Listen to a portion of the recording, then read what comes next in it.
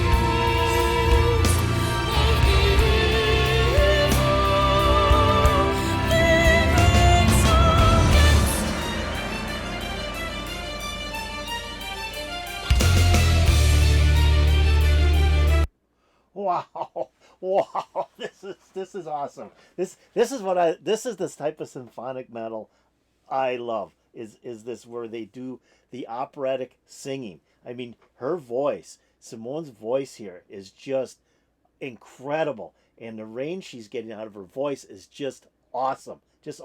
And then I had read too where Mark had put together a choir, there was, I forget how many people he had in the choir that he put together for that first album, and a string section, which show in this video as well, to enhance the classical feel of the song.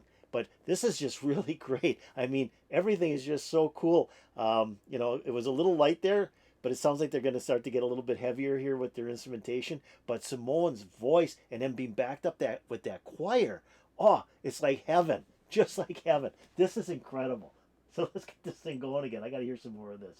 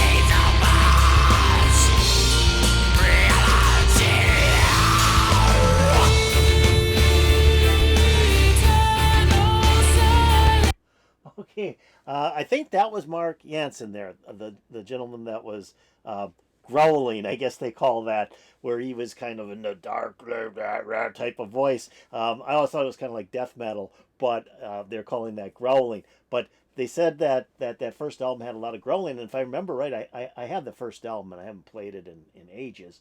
But if I remember right, there was a lot of that type of singing on it, and it was so different from, you know, you're going from Simone with this very operatic voice to Mark, who's got this just growling, deep type, death type voice. You know, it's just kind of, it's cool how it offsets each other, and it doesn't. I mean, it really brings the song together. I mean, it just sort of fits. So let's keep on going. I just had to stop it on that point because I just think that's great.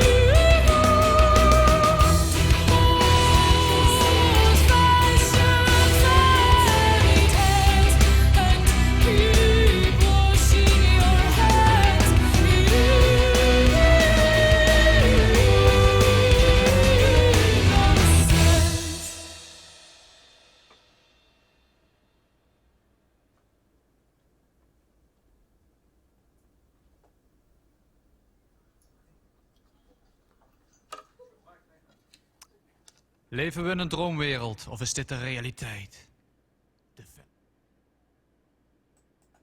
Okay, that was awesome. That was awesome. I like I said, I don't remember the album all that well. I haven't listened to it in ages, but I did buy the first Epica album, and what I really liked was Simone's voice because it was so operatic, and that's kind of what I was looking for when I was buying these symphonic metal bands. Is more of this operatic type singing, and she just kills it on this song, and what makes it so powerful is that they have that choir in there, they set up a choir, and then they've got the strings, and the strings are just dynamite in this song. I mean, they just fill in everything that the band doesn't fill in with their guitars and their drum and their keyboard. Just dynamite. And they're playing their typical guitar chords, but with everything else going on, it just sounds like there's this whole orchestra in the room playing along with them. But this was great. I did love the growling. Okay, I'm not much on the death metal part, but that's where I mean I've got some CDs where the group is just growling throughout the whole thing. That's a little bit too much for me. Just like rap, if it's a full rap song, it's a little bit too much for me. But when it's just a piece of the song to add a different kind of sound to the song, I think that works because it kind of fills in, and then Mark is growling, and then Simone comes in and starts singing with her operatic voice. Just really cool. It's just really, really cool. This was excellent. I love this. This was really, really, really good. So that was Epica doing "Cry for the Moon," which I give 2 thumbs up. That was just awesome. And if you liked it, hit that like button. That'd be really, really cool. If you have any comments about Epica, "Cry for the Moon," put it in the comments below. That'd be really cool. If you haven't done so, please subscribe to my channel. I'd really, really appreciate it. And then go over here, ring the bell to get updates to my latest videos. Great song, great performance. I mean, they just knocked it out of the park on this one. I just loved how they put this whole thing together. And then the other thing I just want to mention real quick is the video itself was just really cool because it was just everybody seemed to be having a lot of fun. I mean, if you looked at each one of the members of the group or the choir or even the strings, the people playing the string instruments, they're all smiling. They're all looking at each other. They're all just having a really good time. And that one scene where I think it was Mark was doing the growling, and they were looking at Simone, and she's kind of looking at him and kind of smiling as he's doing that. I mean, the whole thing was they were having fun. It was a great song and a great performance. So I hope this put a big smile on your face. It put a big smile on my face. And peace out, baby.